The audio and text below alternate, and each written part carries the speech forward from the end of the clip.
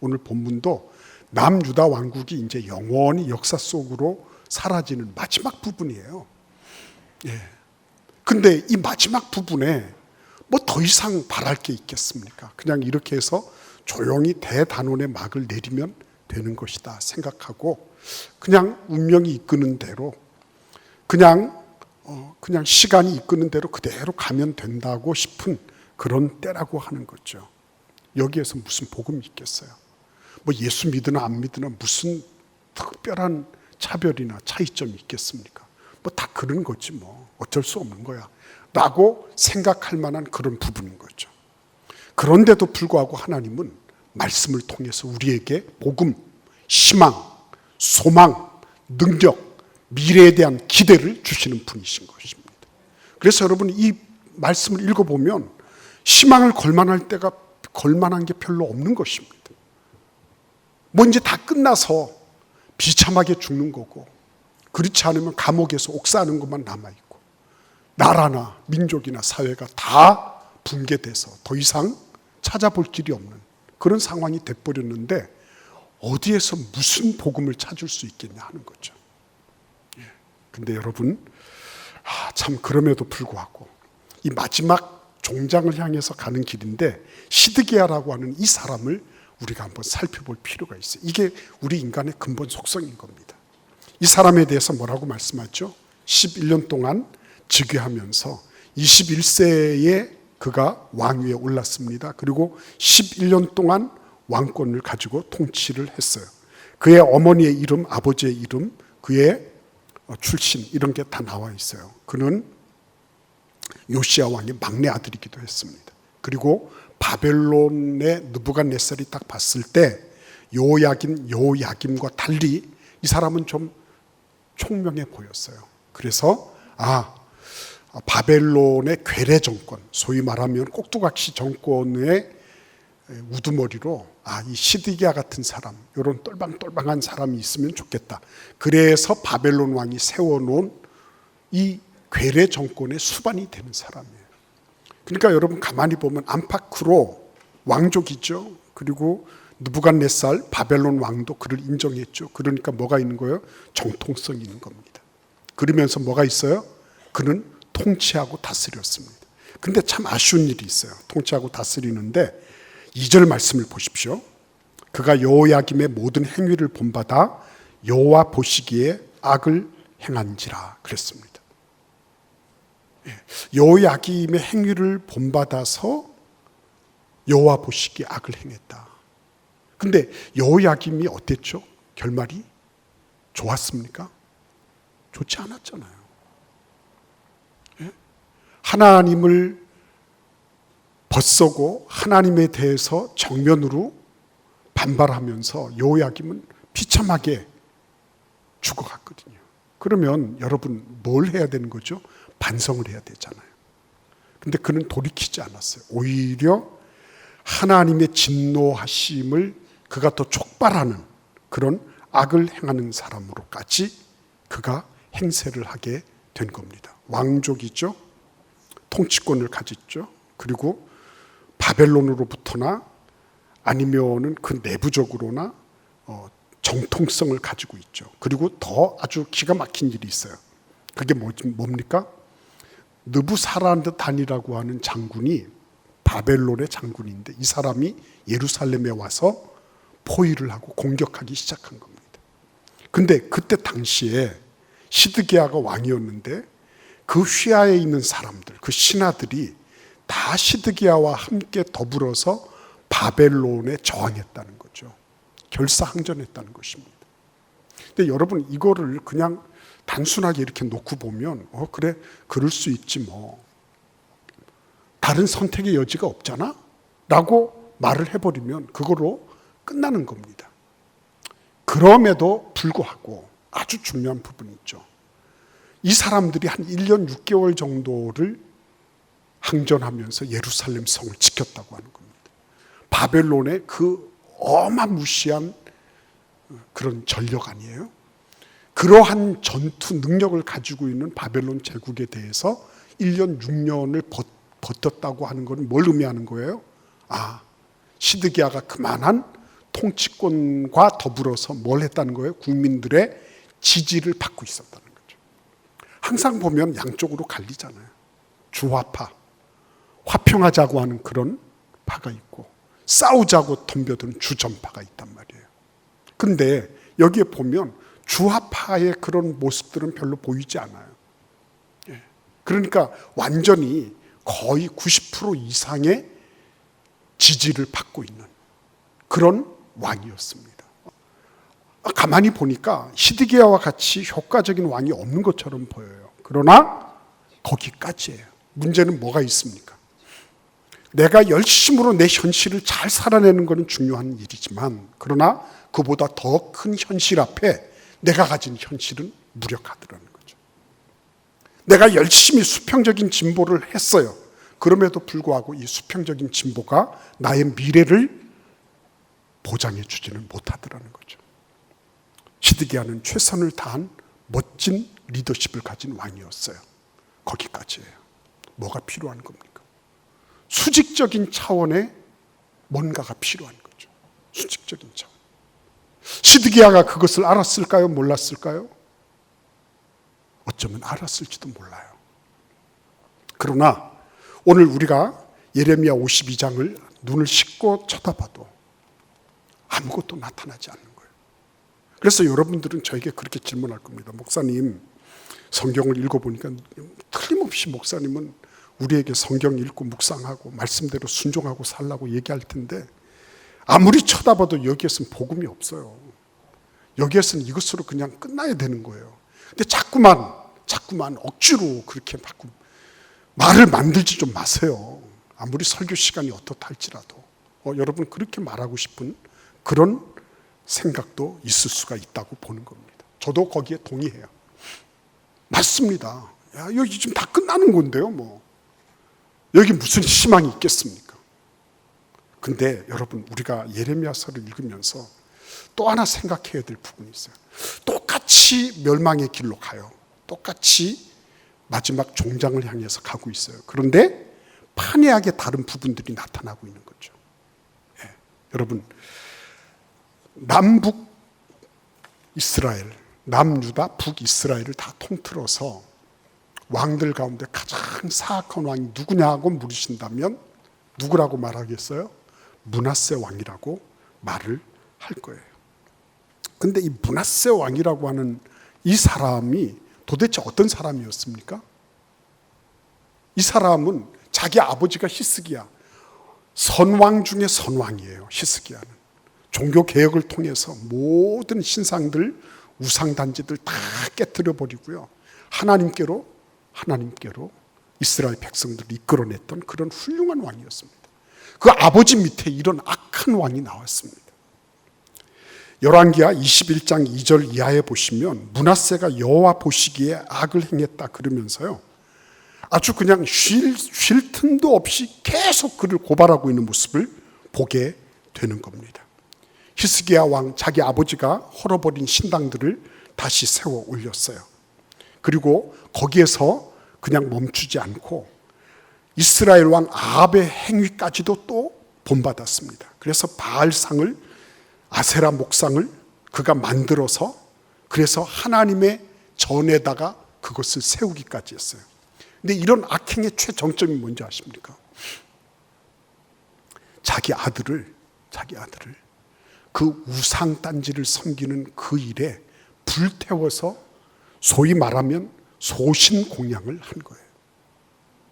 여러분, 얼마나 극렬하게 우상을 섬겼으면 이런 일을 할 수 있었겠어요? 얼마나 뼛속 깊이 우상을 섬기는 일이 이 사람에게는 자기 아들을 불태워서 죽이는 것, 그것에 비하면 이 우상단지를 섬기는 게 이게 무지무지하게 결정적으로 중요했던 사람이었다는 거예요. 그러니까 여러분, 우리가 이렇게 보면 이 므낫세라고 하는 이 사람이 결국은 하나님 앞에서 그가 진노의 대상이 되고 심판을 받게 될 거다라고 하는 것을 어렵지 않게 짐작할 수 있는 거죠. 맞습니다. 역대하 33장 10절 이하의 말씀을 보시면 이렇게 기록하고 있어요. 여호와께서 므낫세와 그의 백성에게 이르셨으나 그들이 듣지 아니했다 그랬죠. 여호와께서 아수르 왕의 군대 지휘관들이 와서 치게 하심에 그들이 므낫세를 사로잡고 쇠사슬로 결박하여 바벨론으로 끌고 간지라 그랬습니다. 불순종의 결과는 결국 심판이었습니다. 그렇죠? 이제는 말 그대로 시드기야가 당한 거나 지금 므낫세가 당하고 있는 거나 별반 다를 바가 없는 것입니다. 이제는 이제 마지막만 남았구나. 이렇게 하면 끝나는 거예요. 근데 여러분, 역대하 33장 12절과 13절 말씀에서는 어마어마한 반전을 우리에게 제시하고 있어요. 12절과 13절을 한번 같이 읽어볼까요?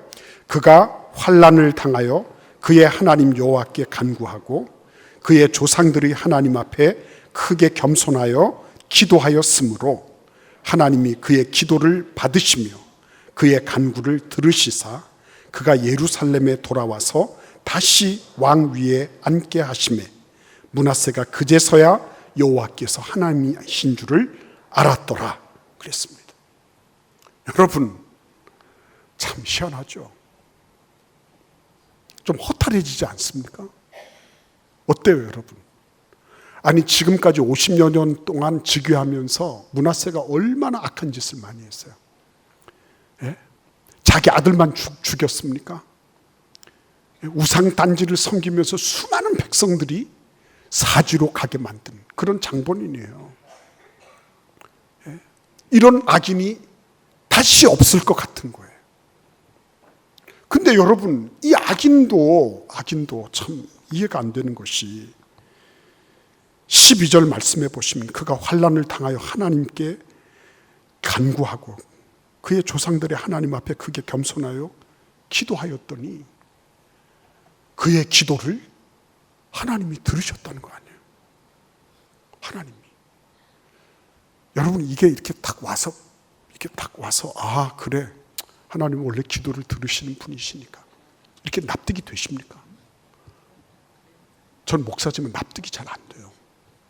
아니, 이렇게 악한 짓을 했으면, 이런 말도 안 되는 죄를 범했으면 하나님이 기도를 들어주신다 할지라도 어느 정도는 뭔가 거기에 대한 적절한 조치가 있어야지. 이건 정의감에도 맞지 않아요. 네. 무슨 이런 일이 다 있는가 싶은 거예요. 그래서 여러분, 여기 보시면 하나님이 그를 예루살렘으로 다시 돌아오게 하시고요, 그를 왕좌에 다시 복귀시키시고요, 그리고 하나님이 살아계심을 경험하도록까지 만드시는 거예요. 네. 여러분, 그러니까 이게 나는 납득이 되지 않아. 이 사람 벌받아 마땅해요. 이렇게 해서 마지막까지 가는 게 이게 순리처럼 보여요. 그건 우리의 생각이에요. 나의 생각이에요.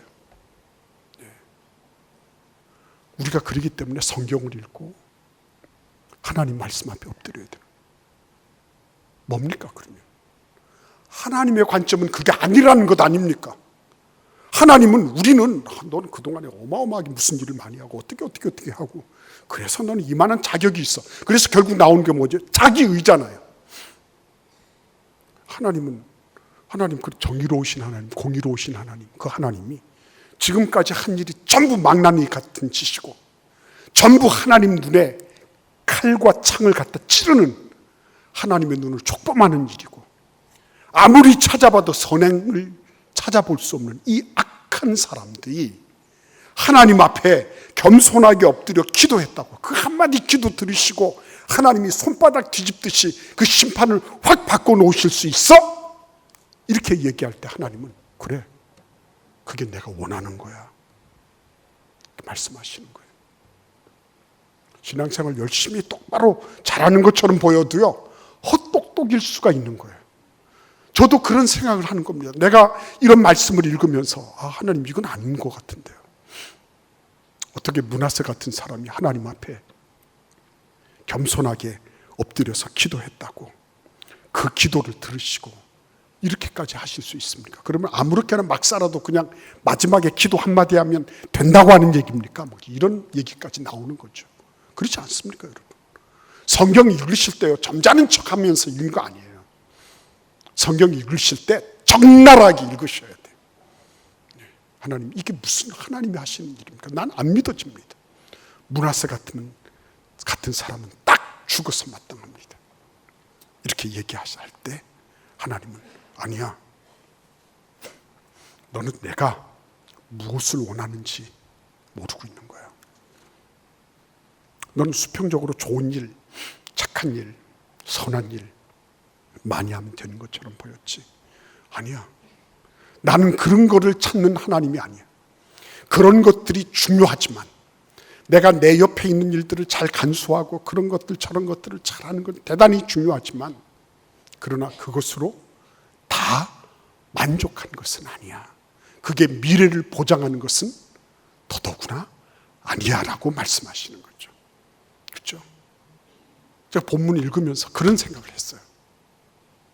므낫세가 그냥 점잖게 이렇게 해가지고 굵은 배옷 입고 이렇게 다니면서 점잖게 하나님 앞에 겸손한 척하면서 했을까요? 아닐 거예요. 자기 아버지 히스기야가 15년 동안 그 마지막 순간에 하나님께 기도하면서 벽을 바라보면서 눈물을 흘리면서 통곡하면서 기도했던 그 장면을 므낫세는 떠올렸을 거예요. 그리고 나도 저렇게 한번 해봐야지. 맞습니다. 므낫세도 마지막 종장을 향해 갔고요. 시드기야도 마지막을 향해 갔어요. 근데 므낫세를 살린 것은 마지막 순간에 그 한마디, 하나님, 내가 비록 이렇게 저렇게 잘못했지만 나 좀 살려주세요. 나 좀 살려주세요. 그게 있었고요. 시드기야는 다 같이 떨어져 나갔지만, 다 같이 멸망의 길로 갔지만 그 기도 하나가, 그 한마디 말이 없었어요. 그 한 끗 차이가 어마어마한 차이를 만들어낸 거예요. 여러분, 그러면 왜 하나님은 이 기도를 그렇게 중요하게 여기실까? 궁금하지 않습니까? 창세기 2장 7절 말씀에 보시면 하나님께서 사람을 흙으로 빚으시고 처음으로 하시는 일이 그 코에 생기를 불어넣어서 이 진흙덩어리 사람이 드디어 움직이고 행하고 생각하고 말할 수 있게 된 거예요. 움직이고 행하는 거, 이런 거는 짐승도 다 했어요. 그러나 하나님이 생기를 불어넣으셔서 루아흐, 호흡, 하나님의 영, 성령 딱 불어넣으셔서 가능하게 된 게 뭐죠? 그냥 이렇게 움직이고 그냥 살고 하는 거, 그거는 짐승들도 가축들도 다 하는 거예요. 그러나 인간에게 부여된 가장 독특하고 유일한 거, 그게 뭐였습니까? 하나님과 대화할 수 있는 거. 대화할 수 있는 거. 살았다고 해서 사는 게 아니에요, 여러분. 살았다고 해서 다 다 살았으니까. 새들도 살아서 날아다니는 거고, 물고기도 살아서 헤엄치고 다니는 거고, 짐승들도 다 그렇게 하는 거고. 그러나 하나님께서 루아흐, 생기를 불어넣으셔서 사람에게 다른 모든 생물과 구별되게 하신 것, 그거는 하나님과 대화할 수 있는 능력이었어요. 최초의 능력이고요. 예수님은 십자가상에서 내 영혼을 아버지 손에 맡깁니다 라고 말씀하시면서 마지막 자기의 호흡을 그치셨어요. 호흡이 있다는 건 그러니까 내가 살아있는 증거네요. 그 호흡을 가지고 내가 하나님께 대화를 나눌 수 있는 것은 나에게 주어져 있는 처음 무기일 뿐만 아니라 내 삶의 마지막 최종 병기인 거죠. 하나님은 그 부분을 귀하게 여기시는 겁니다. 너의 지난 이력을 묻지 않는다. 너의 앞으로의 전망도 내가 묻지 않는다. 그러나 지금 내가 가지고 있는 호흡으로 뭘 하고 있느냐 물어보시는 거죠. 여러분, 우리는 때로 넘어지고 자빠질 때 있어요. 때로 어떤 때 보면 막 밥 기도도 제대로 못할 정도로 분주할 때도 있습니다. 하나님 알고 계십니다. 그럼에도 불구하고요, 하나님은 우리에게 하나님이 주신 루아흐, 하나님이 주신 생기를 가지고 호흡하면서 하나님하고 대화를 나누기를 원하고 계신 거예요. 여러분, 시드기야는 또 다른 사람하고 대조가 되고 있습니다.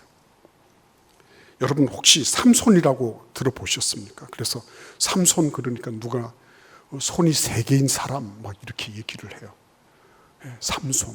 삼손이라고 하는 이 사람이 막강한 힘을 가지고 있었던 사람. 그러나 그도 이력을 이렇게 살펴보면 별로 아름답지 못해요. 근데 이 사람이 결국은 자기 적국 블레셋에 잡혀 들어가서 눈을 다 뽑히잖아요. 그렇죠? 그리고 놀이개감이 되고 우스갯거리가 됐어요. 근데 이 삼손이요, 참 다 같은 그런 어려움들을 겪고 있었음에도 불구하고 그 삼손의 삶과 시드기야 삶 다 같이 눈을 뽑혔잖아요. 이것을 결정내는 그런 일들이 있었다고 하는 것입니다. 사사기 16장 28절 말씀을 제가 읽어드릴게요. 잡혀갔습니다. 그리고 수많은 사람들에게 정말 우스갯거리가 됐어요. 근데 이 장수 삼손이 여호와께 부르짖어 이르되 주 여호와여 구하옵나니 나를 생각하옵소서. 하나님이여 구하옵나니 이번만 나를 강하게 하사 나의 2 눈을 뺀 블레셋 사람에게 원수를 단번에 갚게 하옵소서. 이렇게 했어요. 그렇게 기도했습니다. 그리고 양쪽 기둥을 잡고 뽑아버렸어요. 그랬더니 어떤 일이 발생했죠? 사사기 16장 30절 하반절에 보시면 그 집이 무너졌다 그랬습니다.